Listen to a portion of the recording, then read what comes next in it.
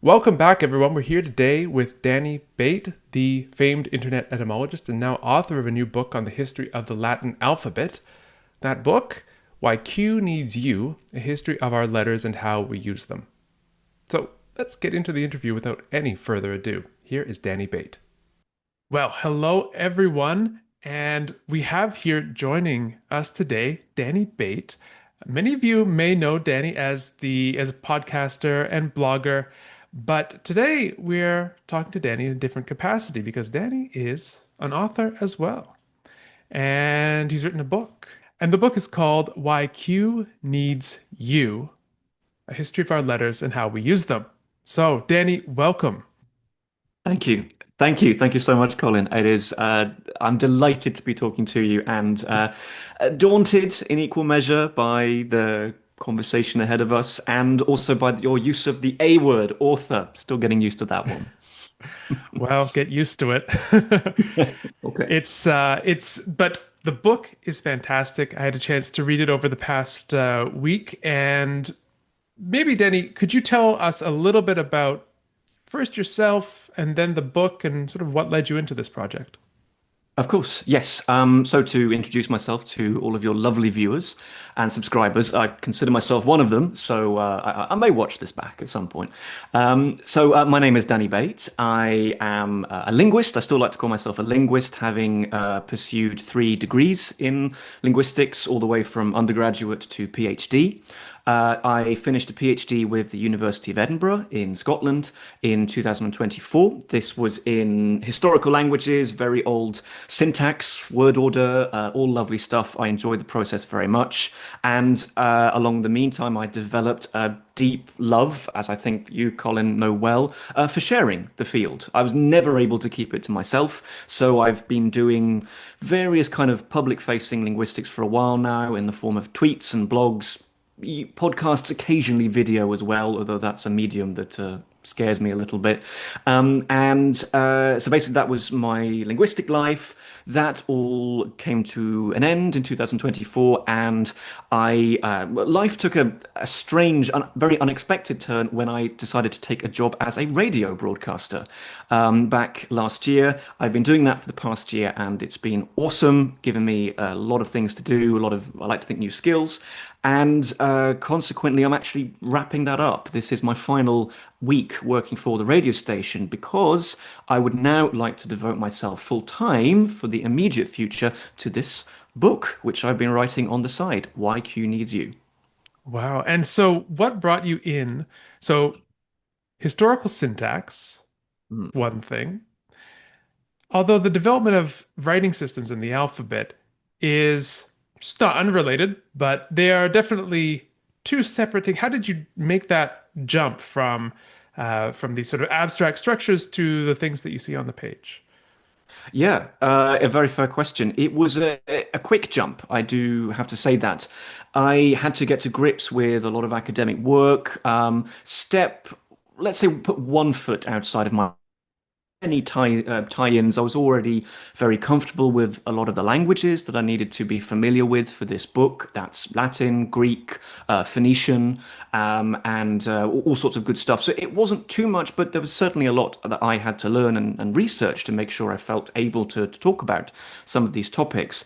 I suppose the common thread throughout my time as somebody reading and writing and researching linguistics is the history. I think I had a historian's heart long before I ever had a linguist's heart. The linguistics came later. That was a joyful, accidental encounter in my final years of school before I headed off to university, not fully knowing what I was getting myself in for, but loving it when I got there eventually.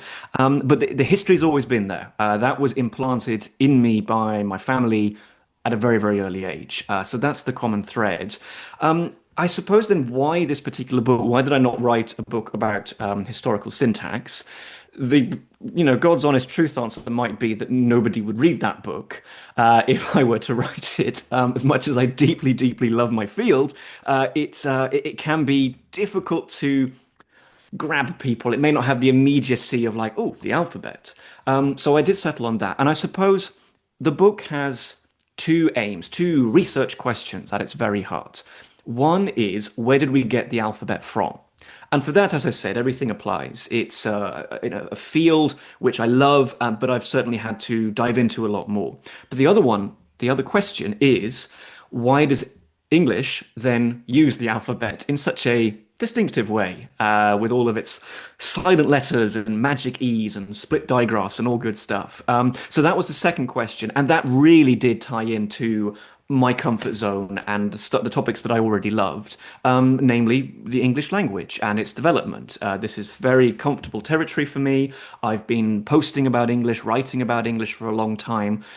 So there was a little bit of the old and a little bit of the new behind writing this book. In a sense that I did have to make a jump. I thoroughly enjoyed writing and researching this book. But I will say as well that an interesting point, this is unrelated to me really, but an interesting point is that maybe, I'd done 10 years of being taught linguistics, researching linguistics at university, and I've never really come across the study of writing systems. It was discussed, it might be discussed in passing in introductory linguistics textbooks. They might talk about phonemic versus logographic or, good terms like that, but not in detail. And it was a very, very talented and very clever scholar who, opened my eyes when he just said, that's because there isn't really a dedicated study of writing systems. It's something that you might be taught in a related and in an adjacent department of a university. If you learn about the alphabet, you might be taught this in a kind of classics department, alongside Latin and Greek. But well, I'll ask you the question, Colin. This is not a trick question. What is the name for the subfield of the study of writing? I'm not entirely sure. I've heard graphemics, but I don't think you're going to find that on a lot of university department Yeah, letterhead.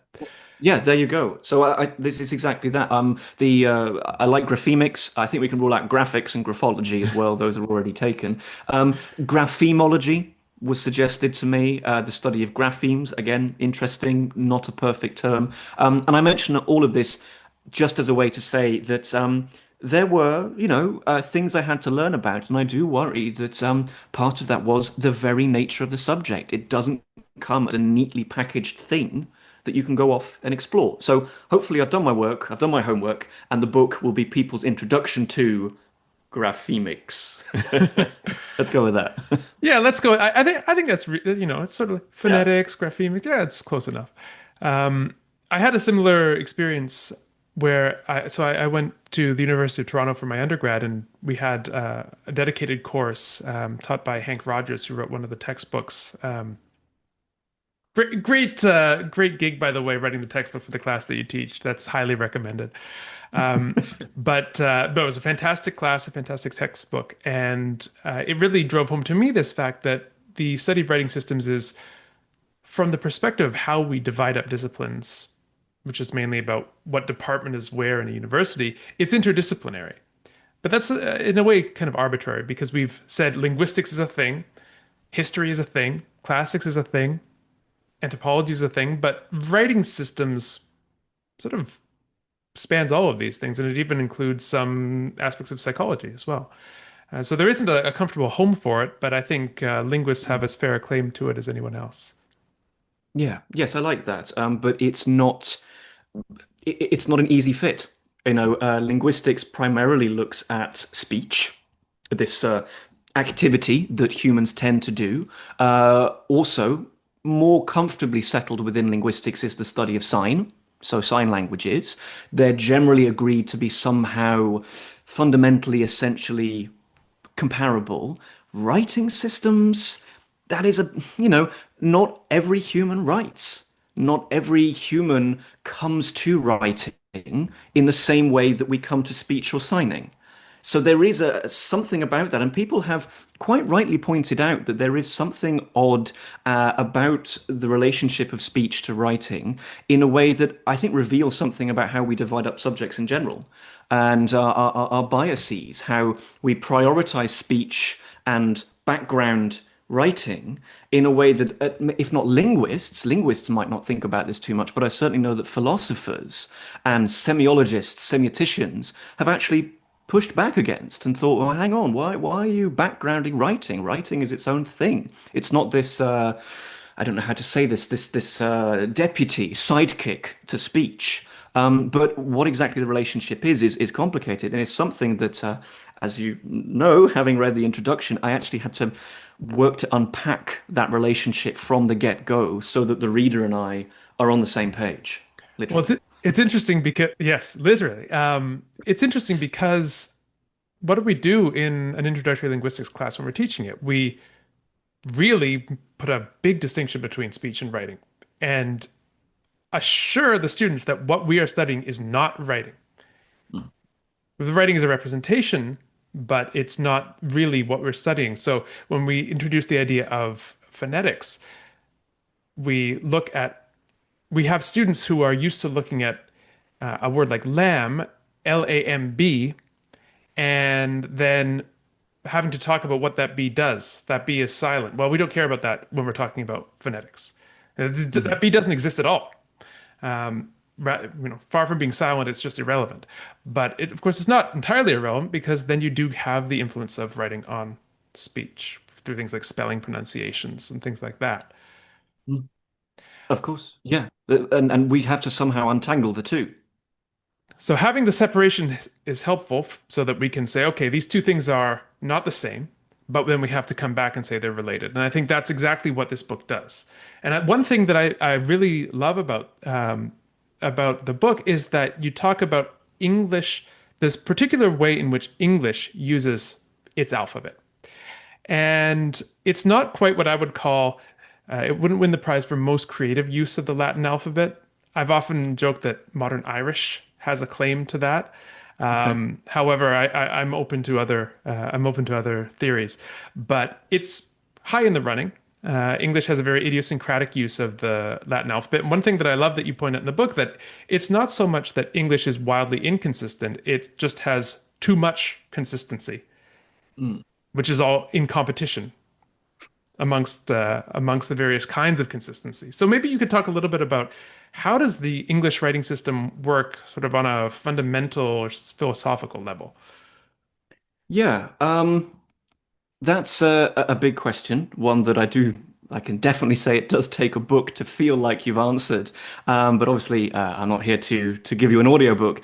That was a point that I wanted to impress on the reader and really give leave as a something to think about, something to chew over, and hopefully, if I've done my job right, to to bear in mind and hopefully look at the English spelling, written English with new eyes. I think I use the word consistency and inconsistency. I also talk about irregularity. Irregular is a word that gets thrown around with English a lot, and I just wanted to say something like a surplus of regularities, so rules in competition, can create the impression of regularity. And that is very much not my final word on English spelling. You know, it would not take much for somebody to go, well, what about this? And I'll have to put my hands up and say, yeah, that is an irregularity. That is something which is hard to predict, fairly isolated, not part of some sort of grander pattern, something, limited to one word. Fair enough. I'll hold my hands up to that. But there are elements of English that just occurred to me, and I thought, you know, these this is not a case where it's anarchy, of chaos, of total randomness. It's more a sense of here's a rule that we've inherited, and here's another rule that we've inherited. And we don't have some sort of ruling authority that would decide between the two. That is, in fact, what a lot of languages have. They do have that kind of society, like something like the Académie Française in France. There's the equivalent society, Academia Real Academia Española in Spain. They do exert a lot of deliberate, I won't say artificial, but deliberate influence over the language, and people historically have tended to listen to them. That easily takes us into all sorts of socio-political eras of, areas of, the country in question. But English has not had this to the same extent. We've not had this sort of guiding hand, which, point in its favor, that does tend to be fairly undemocratic when you do have these people telling you how to use your language and how to use your spelling. So that idea about inconsistency was just a kind of guide, an alternative point of view I wanted to offer to the reader. So, to give an example, English has been somewhat inconsistent about writing long vowels, right? And we've settled on a kind of hodgepodge, a mishmash of writing long vowels. We have this thing that I was taught at school as magic E. So adding a silent E in spelling to the end of a word.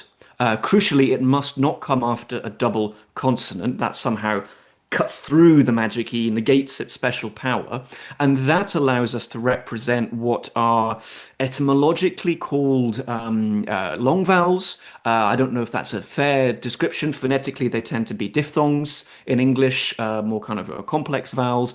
Generally, they tend to be the results of the Great Vowel Shift, which English went through in the late medieval, early modern period. Awesome, awesome subject, which maybe we can return to. So I have things like my own surname, for example, Bate. Take away the E, and you're left with Bat. So the magic E is telling us something about the preceding vowel in spelling, guiding us towards the intended pronunciation. However, we've also, for centuries, I think it's fair to say it's the older technique, we've also doubled our vowels. We've literally doubled the letter. So a word like boot or week, the 7 days type of week, doubles its vowel. Totally reasonable. Lots of languages double their vowels. Finnish, I include the example of the Finnish language in the book, consistently doubles its vowels, indicates a long vowel in speech. And English has got these two methods, and that's it. At least for the foreseeable future, we've got these two methods, and we've not decided between the two because they both work.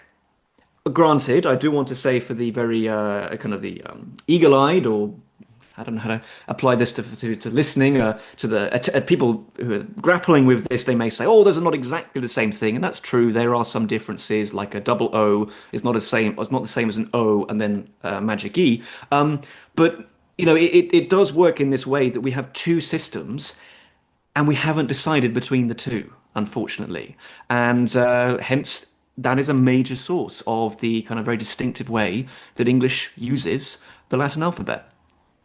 And why is it, what are the historical circumstances that are special to the history of the English language, which have led to this? I don't know if we can't call it anarchy, but maybe we can call it polyarchy. Oh, nice. I like polyarchy. Oh, I should have put that in the book. Second edition, second edition. Second, oh, it's very kind. It's very kind. I'll give you a citation for that. This is going to keep happening, isn't it? Little brilliant nuggets are going to keep occurring, and maybe I'll remember them for the second edition. Yes, it's true. I think you've got a couple of things. You've got a couple of major factors which are both very reasonable. The first is that you have natural language change. Simply that. Languages change. Speech changes specifically. Generations modify their speech in ways that tend not to be, particularly noticeable while you're living through one. Aside from the odd criticism of, oh, you talk old-fashioned, or oh, the youth don't talk properly. We disregard these things, but to linguists, these are evidence of language change in action. So that's a totally normal process, and that has, resulted in many, many features of English spelling, which on its own, if that were it, I think would maybe make English spelling look a little kinder, and maybe people who come to English spelling with a critical eye, people who are adult learners of the language, might be more kindly disposed towards English if that were it. I get the sense looking through the literature that the Middle English period, and Colin, you can agree or disagree with this, but Middle English went through a fairly radical, very ruthless simplification of the beginnings of syllables. Didn't like too many consonants at the beginning of syllables, much less than Old English had liked. So we're talking Old English up to, let's say, 1100, Middle English 11 to, so let's say 450, something like that. AD. We get the sense, whereas once we had words that started something like hl and hn, we now just have l and n. Whereas once we had words that really did start with wr and what's words like right, for example, Write. The other examples I mentioned, halaf becomes just loaf with an L, hanutu, nut, just N at the beginning. That's just natural language change. I don't think we can pin the blame anywhere else. The other thing, the other ingredient in this soup of orthographic difficulty is that English is a child of multiple parents, basically. If we could somehow trace this easy descent from Old English and Old English writing systems in some sort of alternate universe where 1066 and the Battle of Hastings doesn't happen, maybe again modern English spelling would look a lot friendlier. But unfortunately, we have 1066. Fortunately or fortunately, depending on your point of view, apologies to Normans listening. But we have this combination, and those two things together do work in tandem to produce the distinctive shape of English in a way that maybe, I don't make this claim in the book because it does seem too big of a claim for me to back up, but maybe those distinct combinations, natural language change and the specific circumstances of English with things like Norman conquest, dominance of French, invasions of the Vikings a couple of centuries beforehand, maybe these two combine in a way that is so historically distinctive that modern English spelling is much more distinctive. Maybe other languages of Europe and other peoples of Europe haven't quite gone through the same things. Just thinking about German, for example, can't think of exact parallels. Thinking of Italian, can't think of exact parallels. Just something. English history is distinctive, and therefore so is English spelling. But it's a pretty big claim, so I'll leave it at that. Well, that makes a lot of sense, and it stands to reason because in the Old English period, you have, we can't really call it a standard, but we can call it something approaching a standard way of writing the language.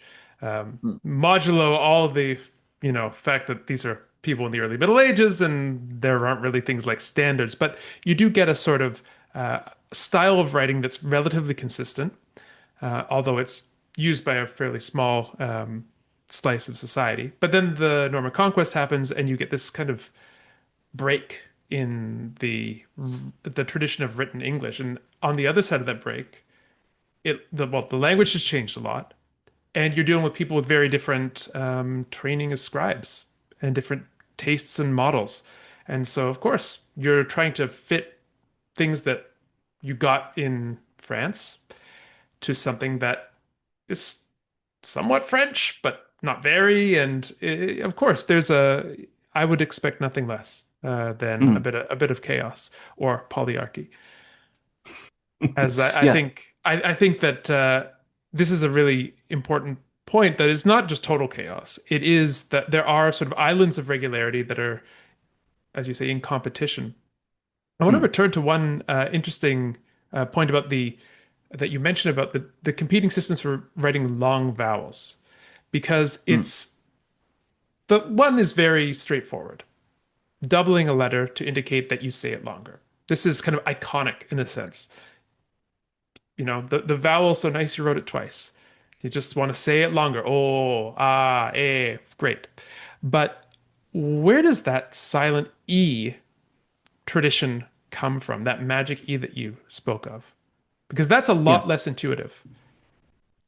Absolutely. It really is as well. And I had to pick my way through, the jungle of the literature very carefully and with limited time constraints. And it was a big question to answer.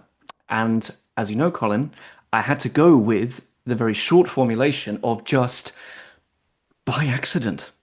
By accident. It's this thing that I do not believe was deliberately planned by anyone. It is not, as you say, intuitive, iconic in a way that just seemed particularly obvious. But what you do have is words with short, very nondescript vowels that were actually pronounced and were written maybe once as an A, later as an E, most likely following a French model. Notice as well that French makes extensive use of silent E at the end of written words, even though it doesn't serve the same function. And we have vowels at the end of words dropping off, basically, being deleted from the pronunciation. I actually recently recorded the audiobook for Why Q Needs You. Quite a grueling process, as you can imagine. Lots of it did not translate very well into the medium of sound, so I had to think on my feet occasionally. And I actually noticed, as a great experiment, even in applied phonetics, how I was trying to attempt an approximation of Middle English pronunciation of a word with magic E. So something I went with the word time, for example. Take away the magic E, we're left with Tim. So that's how it works today. And I was in the booth, I was in the recording booth, and I'm going, Tim, Tim. I'm saying it over again. The silent schwa vowel, the that we have good reason to believe was there, and therefore, gave some substance, some phonetic substance for that final E, the letter in spelling, I couldn't do it. It was really quite hard for me to do it. So these words are dropping off. And how I think the reason why at that point the letter is then not eradicated from the spelling when that final short schwa vowel has largely disappeared from speech, is that a lot of these words that happen to end in that vowel for unrelated reasons, for old reasons, all to do with the history of Old English, the phonotactics, so the kind of syllable assembly of Old English and back into prehistory, happen to have a long vowel. And obviously, there were many words that didn't have a long vowel in the preceding syllable, but we tended to drop those. It's a kind of case of language change making spelling redundant in one way and therefore leaving it open to be useful in another.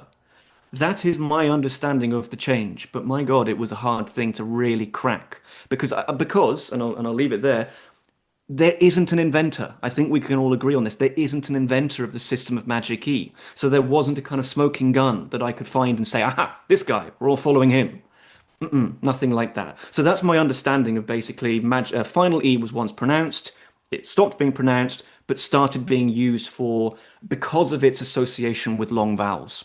That's what I got. What do you think, Colin? I think so. I think that it's really interesting when you look at the words that had the final E but had two consonants before. And in all of those cases, almost all of those cases, probably the way that the two of us spell program is an exception, MME, but most of them get dropped. And instead of, the stereotypical spelling of shop, the sort of antiquarian SHOPPE, you're not pronouncing the E, but you don't need it to indicate a long vowel. So it goes, and so does the double consonant, SHOP. I'm not sure that that actual example existed, but that's illustrative of the phenomenon, because in Middle English, you do see a lot of those double consonant and then E, which leads back to something that was originally pronounced, but it's not doing that job, and so it's no longer needed, so out with it. Yeah, exactly that. That's what we see. That's what we see. But it does seem to be a fairly organic process over the course, a kind of streamlining isn't the right word, a sort of assignment to that function, that it's quite organic. And as you say, it truly is redundant at the end of words with short vowels in the preceding syllable and also double consonants as well. It truly is redundant and it gets dropped. The double consonant tends to get dropped as well. That's not necessary as well. But again, it's a kind of, it does seem to be an organic process in a way. We've got all these writers. Let's think about their specific physical circumstances. They're all writing, well, they tend to be writing with ink, the medium of ink. This may be with a quill on your parchment, or it may be with some early form of the printing press. You don't want to waste ink. So there is an additional grappling where, it really was needed for them. They really thought about it. We don't need it at the end of shop, spelt, double PE at the end. I actually need to check the origins of shop. Yeah, I was thinking that just like, did that actually ever occur? But anyway. Oh dear. I'm itching to check Wiktionary or the OED at this point, but never mind, never mind. It's That's sort of thing, and yet it does endure for marking long vowels, and this does seem to be a fairly natural process. It was needed, even though, as we have already mentioned, it had competition. It just proved to be too useful, possibly for French influence, possibly for all sorts of things. It's a topic that I love diving into. Let's let the reader decide for themselves how well I've managed to communicate all of this. And but this brings up another interesting point, which is that it has this sound has a function, which is to indicate something about the sound. But then you have another strategy. Does the very existence of these two strategies also serve a function? Is the fact that we Mm, can use, say, EE for one word, say meet, as in get together with someone, but mhm, you use M as say METE to sort of dole out or to measure out, mhm. to mete out punishment, this sort of thing. We use the different strategy for another word and it distinguishes the two words that sound Yeah, identical. sure.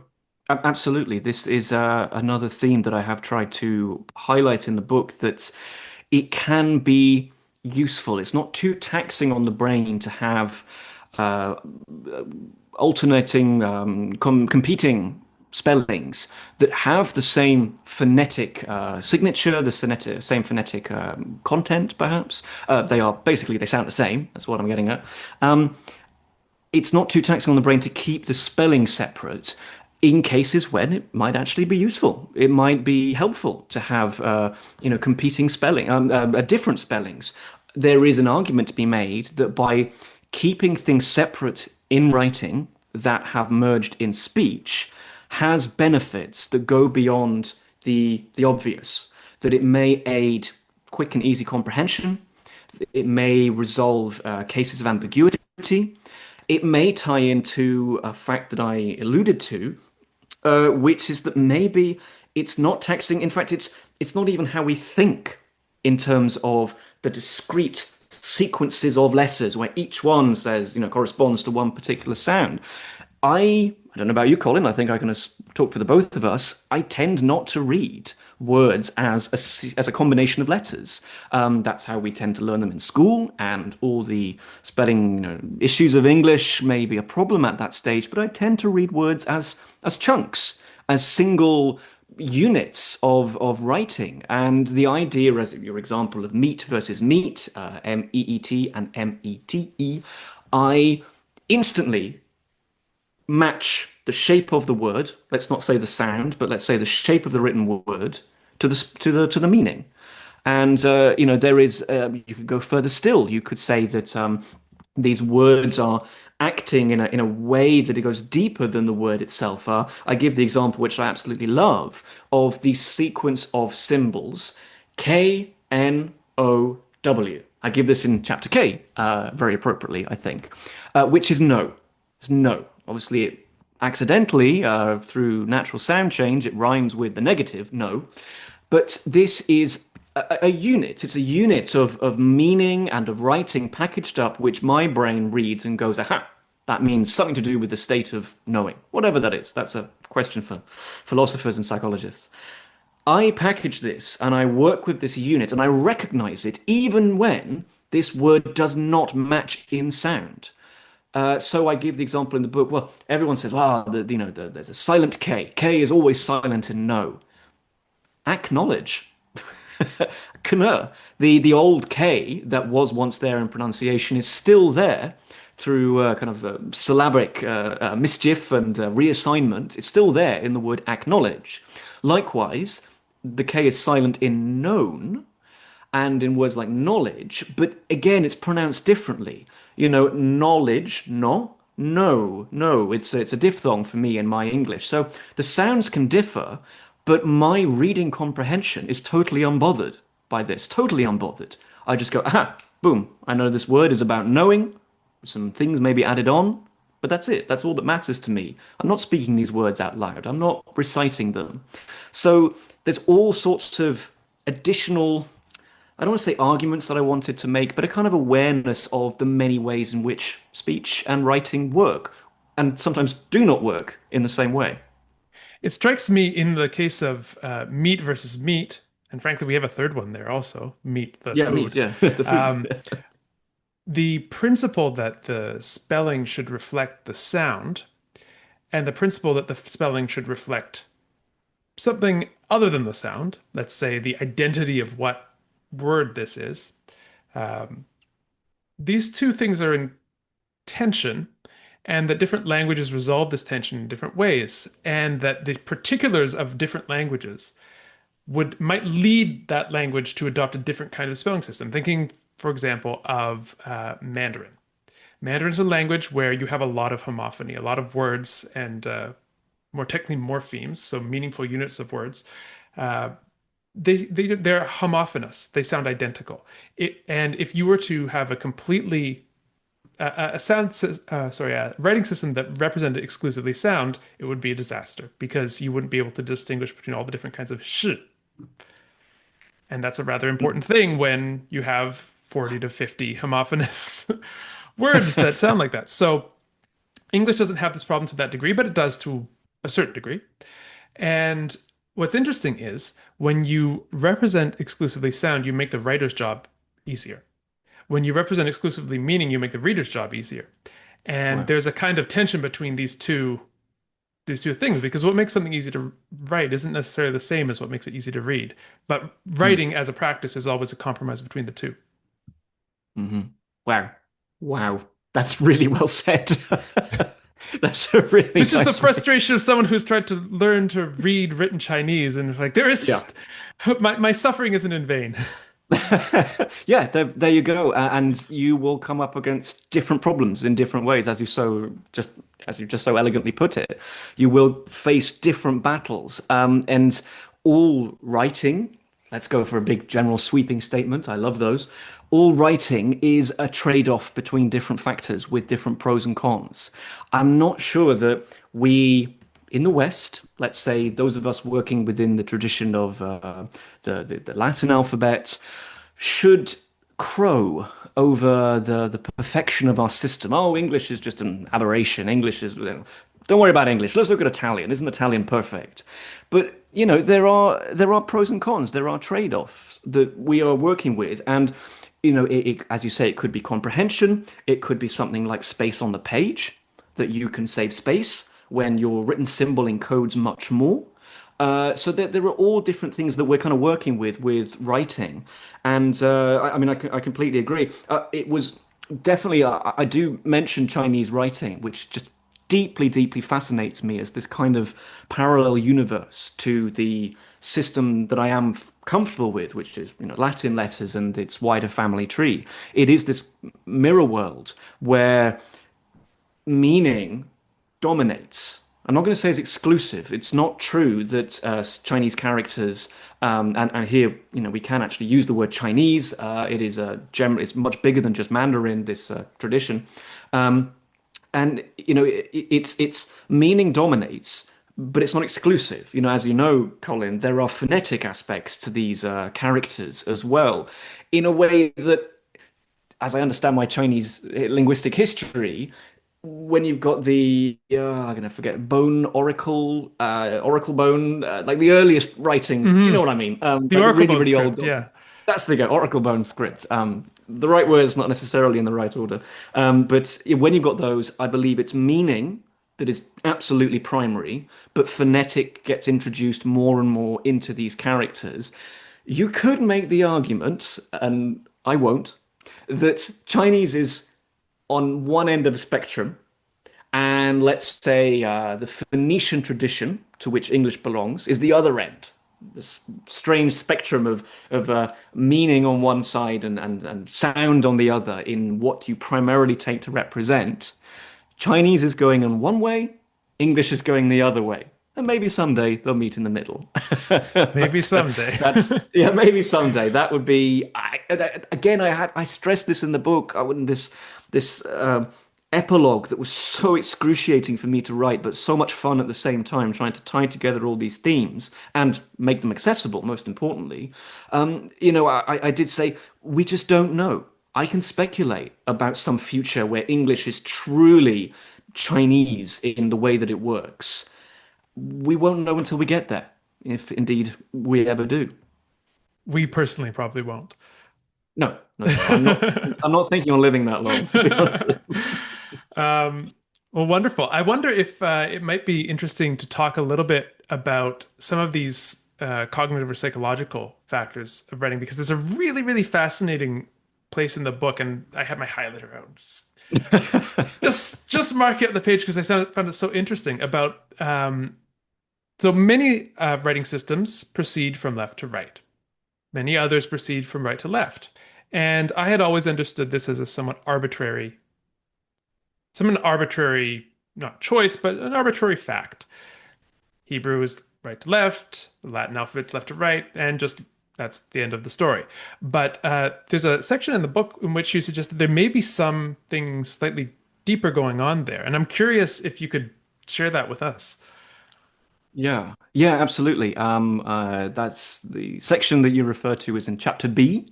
If it wasn't obvious previously, the book is structured in a way that we have chapter A all the way through to Z or Z, if you're of that persuasion, bookended literally by an introduction and an epilogue. So that's in chapter B, because in the first 5 chapters of this book, I try to tell the bare bones story of the alphabet that will take us from its absolute origins all the way up to modern day English and its I'm going with distinctive way of spelling. I don't want to be too mean, but it's a bit of a mess.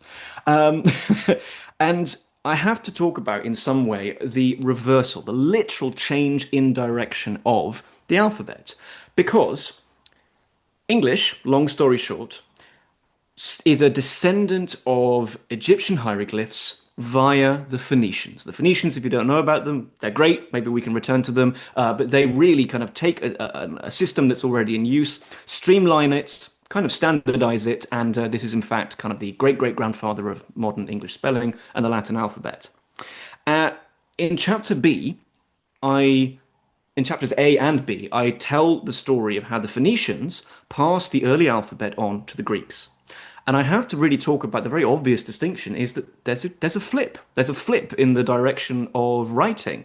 The Phoenicians, by and large, tend to write from right to left, as indeed the descendant scripts, Arabic and Hebrew still do. So that's all fine. Back in the Levant, Middle East, it's all hunky-dory. Phoenicians wrote from right to left. Went New Zealand there for a second, and Arabic and Hebrew writers still do. Something happens in Greece. The Greeks, we have plenty of evidence of them also writing from right to left, and early Italian writers too. So early peoples living in Italy. They also write boustrophedon. So this is the kind of lovely snaking way. Boustrophedon, like a lovely term meaning like turning like an ox, basically, like an ox dragging a plow, plowing a field. It's a lovely term, very visual. And generally speaking, with archaic Greek texts, right to left is super common. We have this on our earliest alphabetic texts from Greece. We have plenty of examples of boustrophedon, and yet it's left to right that wins out at the end of the day, and hence the way that we write English today, being a descendant of this.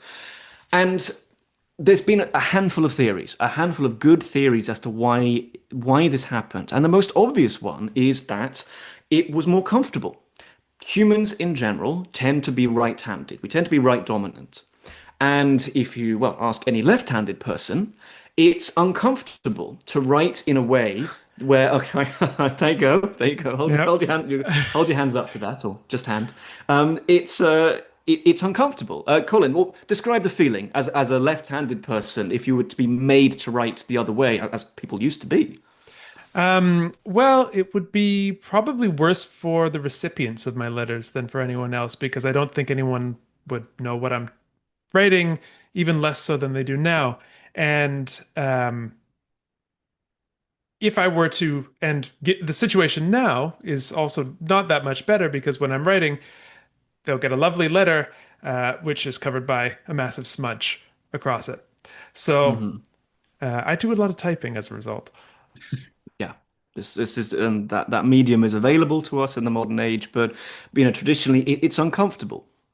Um, and this is relevant because it has been proposed that it's specifically this factor. The majority of us humans, we are right-handed dominant, and it's more comfortable to write from left to right. You can see what you've written. You're unsmudging what you're writing, what you've written. If you're writing with ink as a medium, I guess if you're chiseling away, it's a bit different. But that's the idea. The problem is that doesn't explain why it was the Greeks specifically. There is no evidence that would allow us to say Phoenicians were actually a whole bunch of lefties. They were left-handed, and the Greeks were right-handed, hence the flip that happens in Greece. There's no evidence to confirm that. Humans in general, regardless of ethnicity, tend to be right-handed.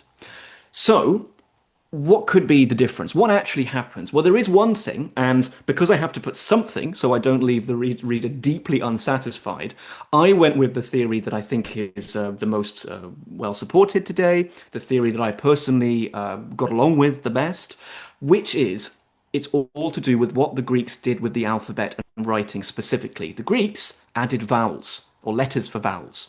So things like alpha, epsilon, upsilon, our modern A, E, I, O, U, they're not there in the Phoenician system. Well, the letters are, but the letters functioning for those vowels or any vowels at all are not actually there in our earliest Phoenician sources. Now, why should this matter? Still the alphabet at the end of the day.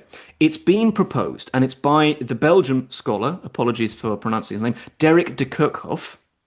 I'm not a fluent Flemish speaker, as you can probably tell. I believe actually he's now a naturalized Canadian citizen, I think. I think he's Canadian Belgium.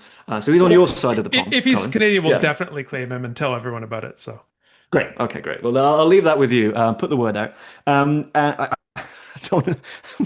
He'll probably be watching, probably be some fan of yours, and he'll be like, "Actually, I'm American."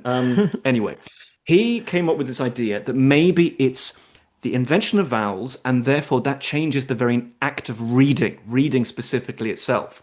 That when you go from a consonant-based system that's representing consonants, as Semitic languages like Phoenician still tend to, maybe the act of comprehension in the brain at some psychological level changes when you add in vowels. Because you go from a writing system where you are recognizing meanings among groups of written symbols to where you are computing a full and fluent stream of sounds, more or less. You're trying to, rather than go like, if anybody knows Semitic languages like Arabic and Hebrew, the consonants are all important. They tell you the meaning. If it's like a K, T, and B, you're like, boom, that's to do with reading. That's to do with books, kitab in Arabic, kitab in Hebrew.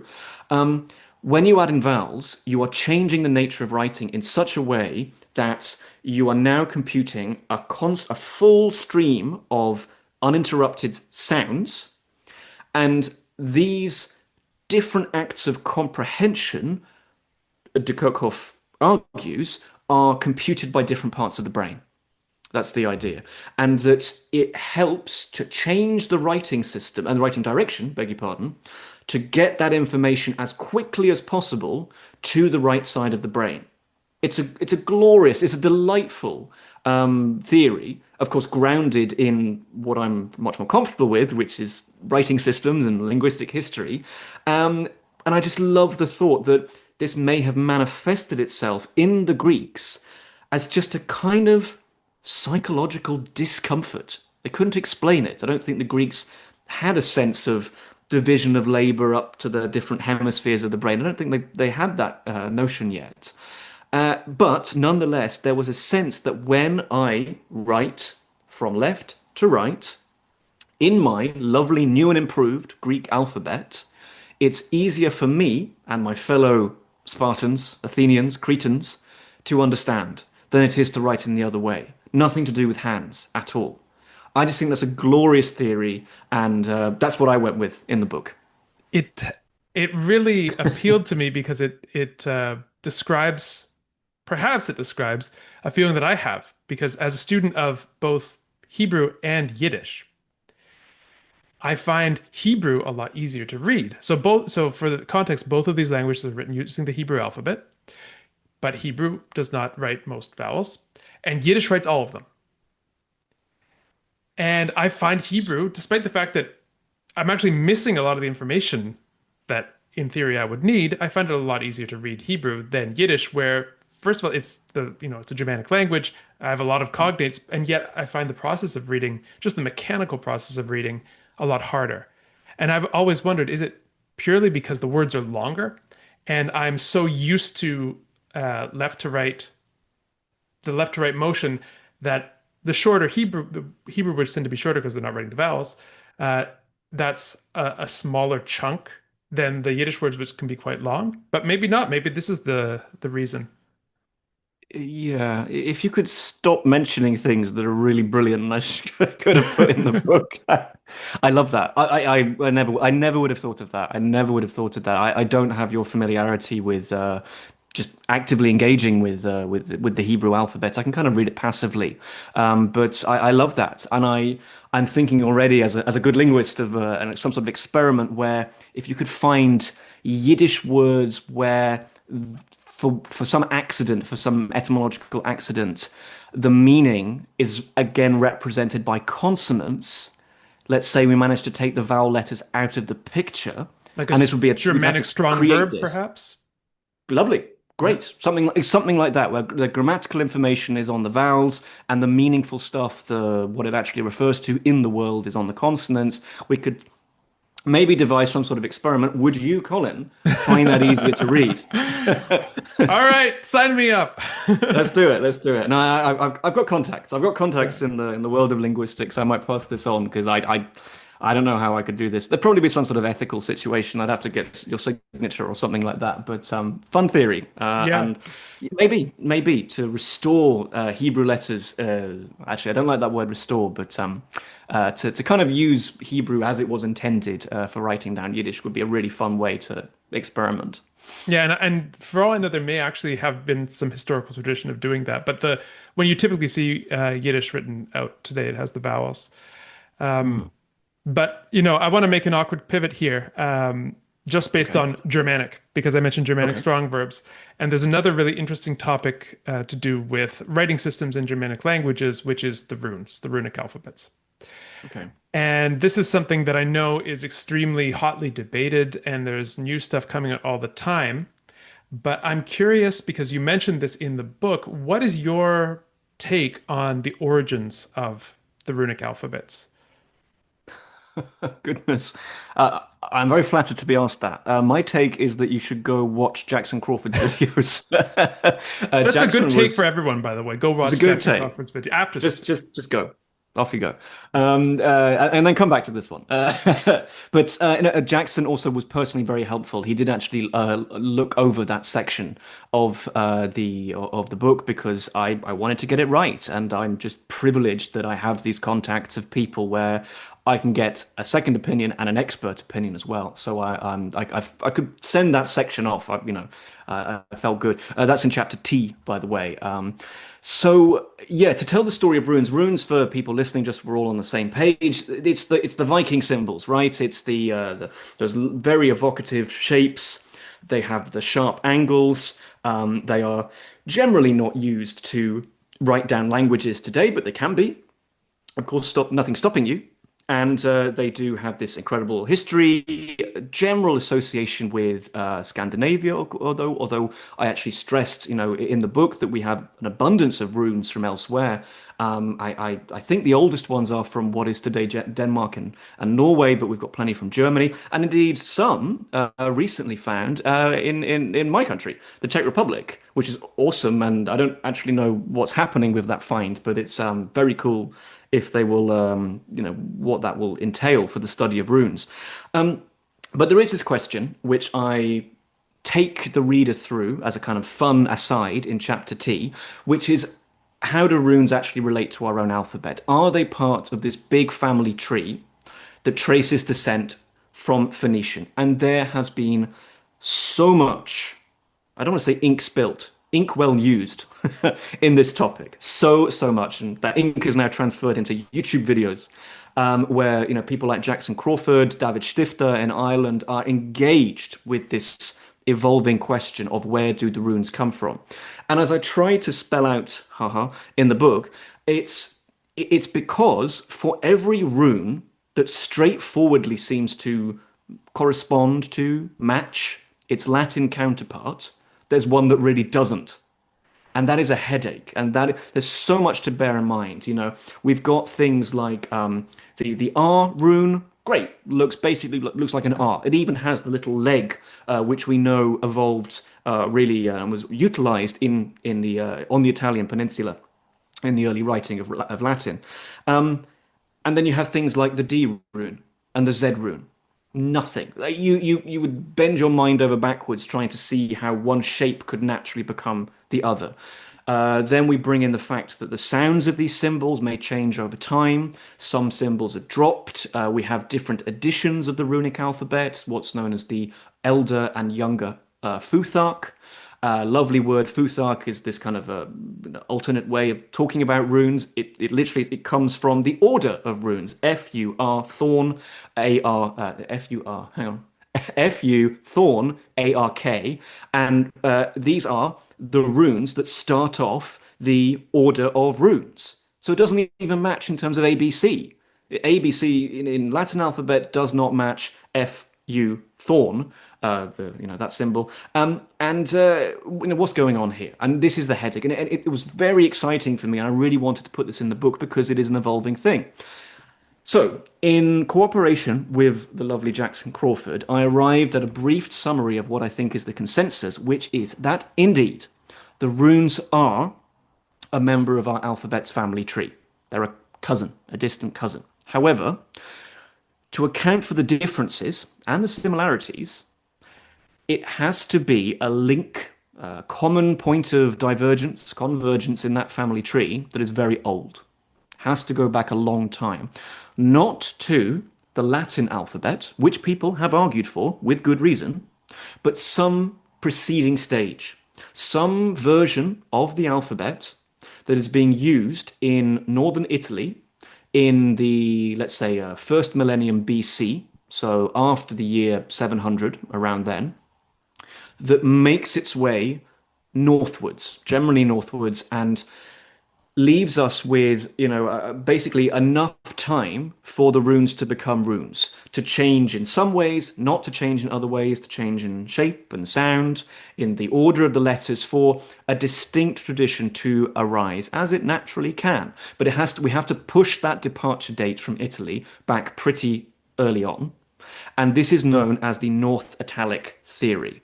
And I believe, again, go watch Jackson's videos to kind of for the evidence for this. I believe that is where the consensus of opinion now is. That it kind of allows us to get what we want. It allows us to connect the runes to the family tree, as we should. There's plenty of reasons to do so, but also to account for the clear divergences. And partly, I think the reason why this is still a living topic, very much changing, is because new finds can really make a contribution to this debate. Really make, the chain of connections, geographical, authorial chain between northern Italy and the earliest runes is pretty weak. We're not drowning in examples of runes that allow us to connect the two up really easily. As I put in the book, you as a scholar need to basically assemble a handful of fragments and grasp runes on with one hand and grasp the Latin alphabet and early Italic alphabets with the other and pull really hard to make the connection work. And every new find from Germany, Austria, Switzerland, Northern Italy, Slovenia as well has made a contribution. Everything around the Alps helps that chain to be all the stronger. Interesting. Mm, Interesting. yeah. And I can imagine the difficulty of the gap between the attestations of these alphabets is getting gradually less and less, well, insurmountable as earlier finds keep coming up Mm, for runes, yeah. that is. I think that's reasonable. It will get easier to make these connections in time, and I think it's not. I think it's aided by the fact that people are addressing runes dispassionately, disinterestedly as well. I think that's very important as well. Runes, like frankly, like so many aspects of linguistics, especially philology, my field of historical linguistics, has it is no stranger to ideas that we today consider downright offensive and distasteful. Speaking for myself, at least, runes have laboured under a lot of false ideas, ideas where they are weaponized, used for political ends, especially in the 20th century, and even for people who have the best of intentions, people who want to see in runes powers, magical powers that make their nation feel, strong and nothing distasteful, nothing remotely related to sort of fascism or anything like that. But nonetheless, those people who want to see in runes something magical and mythical maybe aren't helping the academic study of these things. Yes. Yeah. It's difficult because there's been so much written about runes, not only in a scholarly sense but also in a popular sense, and sometimes those two worlds are entirely separate. Although Yeah. I have to say, the word rune itself does bear a little bit of the blame in this, because etymologically we have this question. Rune or runo means the runes, but also secret or mystery. And then you have all of these stories about, these historical stories about the powers of the runes and this sort of thing. And it's a good question. It's a good question as to whether those associations of magic, how far back they went. Mm. The associations Hmm. of course, magic and writing, you know, period, are Well, fairly widespread, but runes seem to let's be. take the word spell. There you go. Let's take the word spell. Yeah. Yeah, we can't we shouldn't just outright dismiss these aspects. I don't want to. But if those aspects are there, if the magical and the mythical is there in the history of runes, fantastic. Let's study it. For the earliest history, what I was interested in, I just don't think it's helpful. It's not making a major contribution, and it may guide the scholar towards conclusions that are unhelpful because the scholar wants to see in runes something independent, totally Mhm. independent, a true rival to Rome and its letters, something that is, uniquely Germanic, another term that is frankly, contested and difficult to work with, and people are working with Germanic as a social label at the moment. Deeply, deeply fascinating. I love all of this. I don't dismiss any of it out of hand, but it may guide us down routes which are actually archaeologically, historically unhelpful in actually talking about where runes come from in the first place. But for the connection and writing between writing and magic, then you need somebody different to me. Get Dr. Francis Young or something like that. He'll tell you all about that. Wonderful, wonderful. Well, I think perhaps we've plumbed some of the depths, but I think we've left enough for the curious reader to go out and get this book today. So, Danny, any final words, advice to our viewers as they venture forth on their quest to learn about the history of the alphabet? Well, I'd firstly like to say thank you for people for watching this conversation, listening to it. I just appreciate that. It's you didn't have to, so I hope that we've given you something stimulating and interesting, something to take away.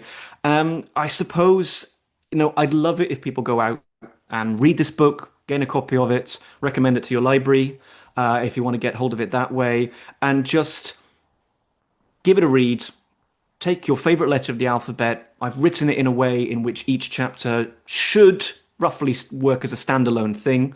So, you can just dive in. If your name begins with L, look at chapter L first and foremost. And just run with it. And it can't ever be the final word. This is a history of our letters and how we use them. This is the Danny Bate history. This is what I love and what I want to offer to people, and this is what I love and want to communicate. Hopefully, this book would serve as people's starting point to not just one universe, two universes of linguistic brilliance. Speech, yes, but also writing. And I've done my best to disentangle of them, these two things in the book. I tried to do this in the introduction. When you have that in mind, we humans become twice as impressive as a species. Not only did we have this great system of communication, which we seem to master as infants, generally speaking, we then had this secondary system, which we developed maybe as adults, pass on to our children as well, of writing. And that is just awesome. And if I can leave you with that, then that sense of enthusiasm, that sense of joy of the human being as a linguistically brilliant creature, then if you get that from the pages of my book, then I've done my job Well, at well the end of done the day. us. Yeah, Yeah, yeah. it's time for a Well pat on done, the us. back. So the book is Why Q Needs You, A History of Our Letters and How We Use Them. The author, Danny Bate. Thank you very much for joining us today. And everyone go out and get this book. Thank you for having me, Colin, and thanks everyone for watching.